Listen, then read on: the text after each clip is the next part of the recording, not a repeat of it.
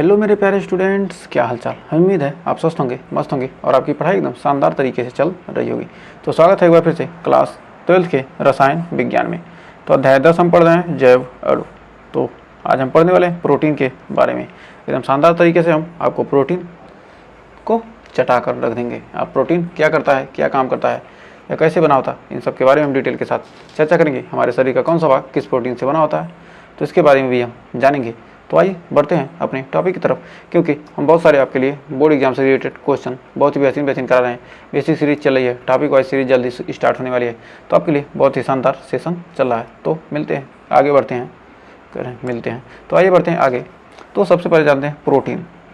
तो हमारा प्रोटीन तो इंग्लिश में कहते हैं PROTEIN, प्रोटीन। तो प्रोटीन होता क्या है? प्रोटीन में क्या होता है? नाइट्रोजन युक्त जैव अणु जो शरीर की क्या कहते हैं वृद्धि करने में करते हैं, वो क्या करते हैं? प्रोटीन। प्रोटीन क्या करता है? हमारे शरीर में क्या करता है? वृद्धि करता है। तो हमारे शरीर का वृद्धि किस कारण कहता है? प्रोटीन के कारण।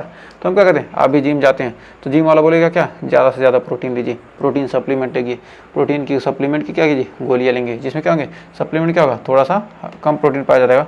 और जो हमारे क्या होते हैं, प्रोटीन की पाउडर लेते हैं, उसमें क्या होता है, ज़्यादा से ज़्यादा प्रोटीन खाइए, जिससे क्या होगा, आपके मसल गेन करेंगे, यानी क्या होगा, आपके शरीर में क्या होगी, वृद्धि होगी। तो कह सकते हैं कि वे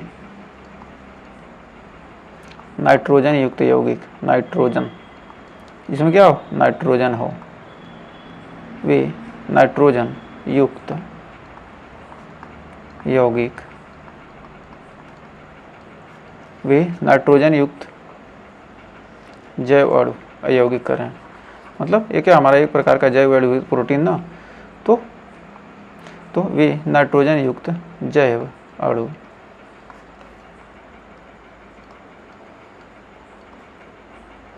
वे नाइट्रोजन युक्त जैव अणु जो शरीर की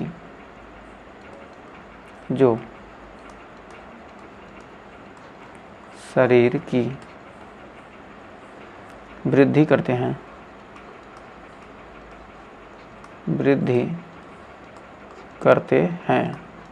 वे नाइट्रोजन युक्त जैव अणु जो शरीर की वृद्धि करते हैं प्रोटीन कहलाते हैं। क्या कहलाते हैं? प्रोटीन कहलाते हैं।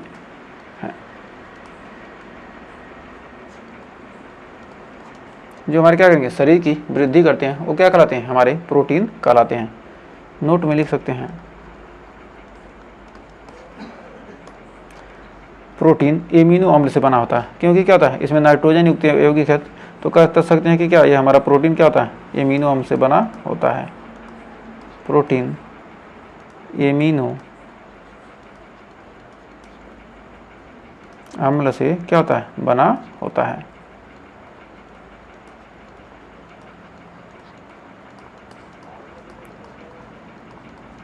तो छोटे बच्चों को क्या होता है, जब प्रोटीन की कमी होती है, क्या ज़्यादा से ज़्यादा प्रोटीन खिलाया जाता है। प्रोटीन की वजह से क्या होता है, बाल हमारे झड़ने, प्रोटीन की कमी से क्या होगी, हमारे बाल झड़ने लगते हैं। तो प्रोटीन के प्रकार जानते हैं। तो प्रोटीन हमारे क्या होते हैं, दो प्रकार के होते हैं। तो आप क्या कहते हैं, इस प्रोटीन की कमी से क्या हो गया, आपको दाल खाते हैं, दाल में भी क्या होता है, आपको प्रोटीन मिलेगा। फल फूल खाएंगे, उसमें भी क्या होंगे, प्रोटीन मिलेंगे। आपको जो भी चीज़ें होती है क्या होती हैं, प्रोटीन ज़्यादा से ज़्यादा क्या होता है, दाल में मिलेगा, दूध में मिलेगा, ये सब क्या है, अंडा में मिलेगा। ये सब क्या होते हैं, प्रोटीन के हमारे क्या हैं, साधन हैं। तो प्रोटीन के प्रकार, तो आइए जानते हैं प्रोटीन के प्रकार। प्रोटीन दो प्रकार के होते हैं, एक रेशेदार प्रोटीन होता है और एक हमारा क्या होता है, गोलाकार प्रोटीन होता है। तो प्रोटीन के प्रकार, प्रोटीन क्या होते हैं, दो प्रकार के होते हैं। एक हमारा क्या होता है, रेशेदार प्रोटीन पहला होता है, और दूसरा हमारा क्या होता है, गोलाकार प्रोटीन। तो पहला है रेशेदार प्रोटीन, रेशेदार प्रोटीन, इसे कहते हैं fibrous proteins, BROUS, fibrous proteins. फिर दूसरा है गोलाकार प्रोटीन, गोलाकार प्रोटीन।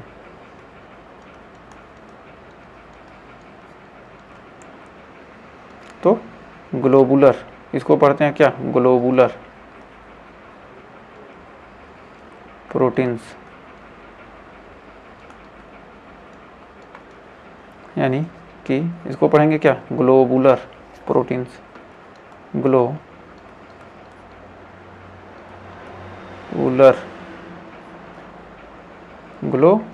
प्रोटीन।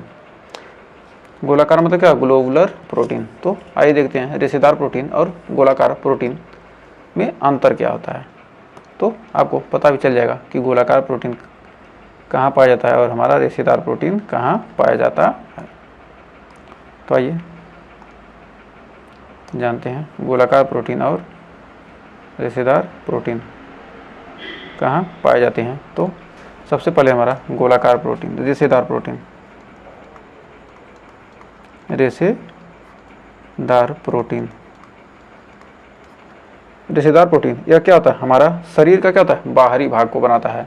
और जो हमारा गोलाकार प्रोटीन होता है वो हमारे शरीर के क्या, आंतरिक भाग को बनाता है। गोलाकार प्रोटीन, तो रेशेदार प्रोटीन हमारे शरीर के क्या करेगा, बाहरी भाग को बनाता है। और गोलाकार प्रोटीन क्या करेगा, हमारे शरीर के क्या कहते हैं, भीतरी भाग को में पाया जाता है। तो बाहरी भाग में कौन सा प्रोटीन, रेशेदार प्रोटीन, और आंतरिक भाग में गोलाकार प्रोटीन। फिर जो हमारा रेशेदार प्रोटीन होता है यह क्या होता है, जल में या घुलनशील होगा, क्योंकि क्या कर रहा है, हमारे शरीर का बाहरी भाग बना रहा है। यदि क्या करेंगे हम शरीर पे क्या करेंगे, पानी गिराते हैं तो क्या होगा, जल में घुल कर क्या होगा, प्रोटीन नष्ट हो जाएगा और हड्डियाँ दिखने लगेंगी। तो इसलिए क्या होता है, हमारा जो शरीर का बाहरी प्रोटीन क्या कर रहा है, शरीर का बाहरी भाग कौन बनाएगा, हमारा रेशेदार प्रोटीन। और जो हमारा शरीर का आंतरिक भाग क्या होता है, गोलाकार प्रोटीन। फिर कह रहा है जो हमारा रेशेदार प्रोटीन है ये क्या होता है, जल में नहीं घुलता है। और जो हमारा गोलाकार प्रोटीन होता है वो क्या होता है, हमारा जल में घुल जाता है। तो उदाहरण के लिए हमारा कैरेटिन, कैरेटिन में क्या होगा, त्वचा, बाल, नाखून, ये सब क्या होते हैं, हमारे रेशेदार प्रोटीन होते हैं। जबकि हमारा जो जल में घुलनशील, तो हमारा क्या होता है, रक्त, रक्त किसकी वजह से लाल होता है, जल्दी से कमेंट बॉक्स में आंसर दीजिए। तो रक्त में क्या पाया जाता है, हीमोग्लोबिन, हीमोग्लोबिन की वजह से क्या होता है, यह लाल रंग होता है। तो रक्त में कौन सा प्रोटीन पाया जाता है, हमारा गोलाकार प्रोटीन पाया जाता है। तो आइए एक एक करके लिखते हैं। तो शरीर का बाहरी भाग, शरीर का बाहरी भाग किससे बनाती है, रेशेदार प्रोटीन क्या करेगी, शरीर का बाहरी भाग बनाती है। और जो हमारा गोलाकार प्रोटीन है यह शरीर के भीतरी भाग में होती है, यह शरीर के भीतरी भाग में होती है। जो हमारा गोलाकार प्रोटीन क्या होता है, शरीर के भीतरी भाग में होती है। हमारा पहला नंबर ही तो है। तो फिर दूसरा देखते हैं। तो क्या जल में नहीं घुलती, जल में नहीं घुलती। यदि क्या हो जाएगी, ये बाहरी भाग हमारा बना रही है, तो क्या करेगी, यदि जल में घुल जाएगा तो क्या करेंगे हम, पानी गिराएंगे तो क्या होगा, हमारे जो नाखून, बाल, त्वचा, ये सब क्या होंगी, झड़ जाएंगी और हड्डियाँ सिर्फ दिखेंगी अंदर की। तो ये क्या होता है, यह जल में इसलिए, जल में घुलनशील नहीं, इसलिए क्या है, बाहरी भगवान ने भी उसी तरह से बनाया है। तो भगवान को भी पता है पानी गिराएगा तो क्या होगा, सारा बह जाएगा, ख़त्म हो जाएगी सुंदरता बनावट इस इंसान की। इसलिए क्या किया, इसने बाहर के हिस्से को क्या किया, रेशेदार प्रोटीन से बना दिया और अंदर के हिस्से को क्या किया, गोलाकार। तो जल में घुल सकती है।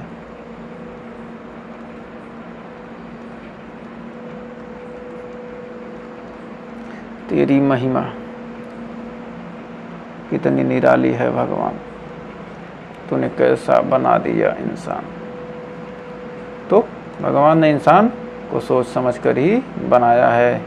इसके जो सभी अंग हैं उनको क्या किया, सोच समझ कर ही बनाया है।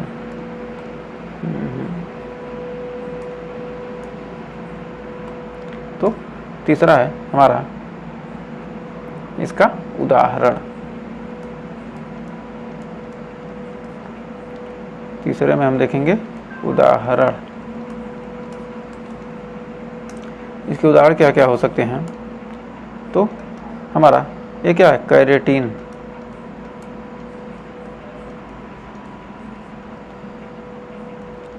KERATIN,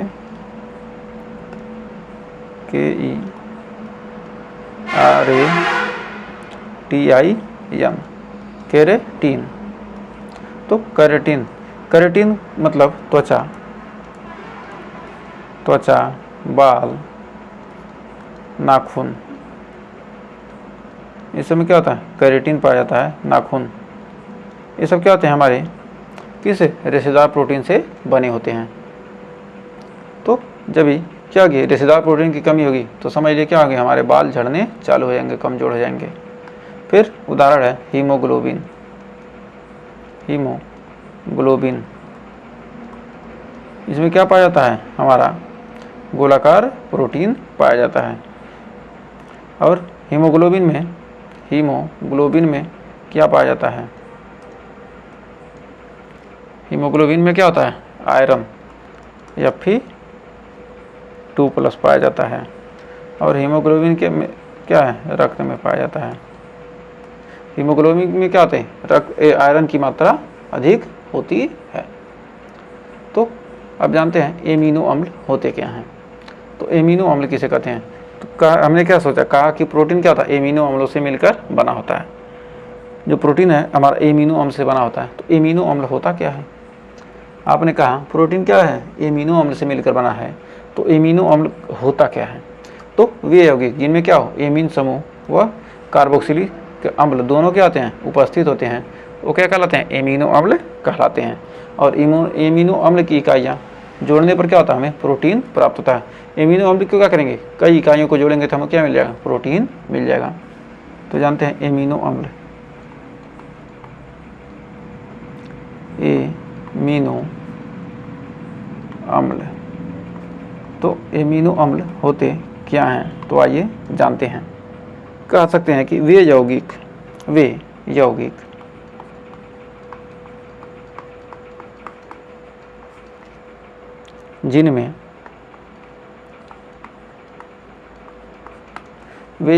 जिनमें क्या होता है, एमीन समूह यानी सिंगल बॉन्ड NH2 समूह, कौन से समूह, एमीन,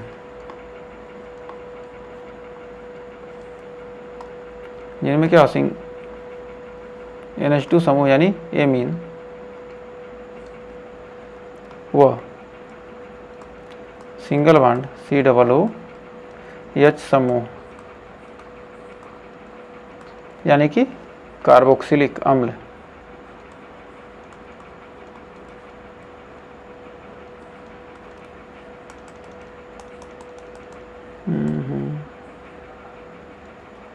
मतलब कार्बोक्सिलिक अम्ल,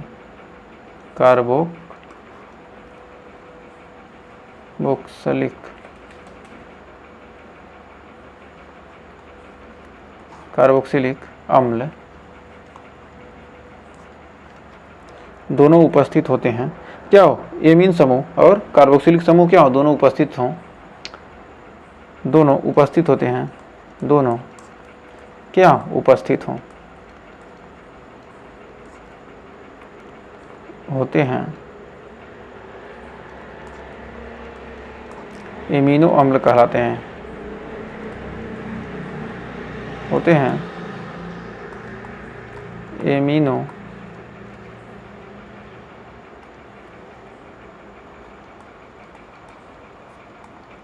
अम्ल कहलाते हैं।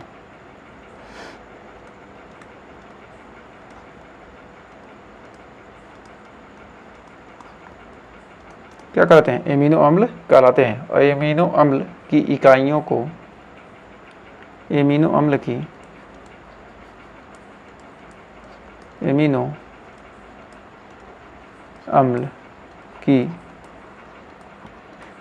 इकाइयों को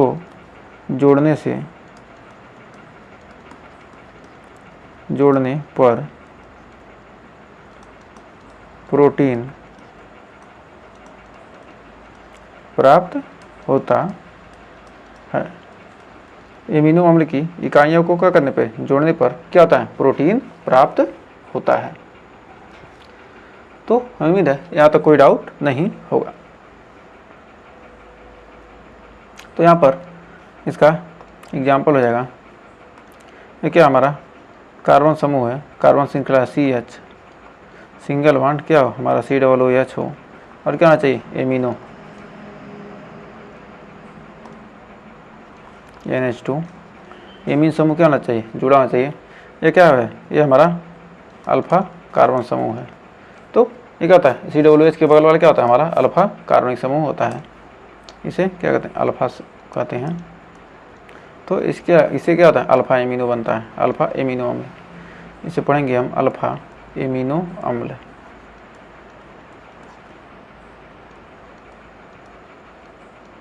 ये हमारा क्या है, अल्फा एमिनो अम्ल है।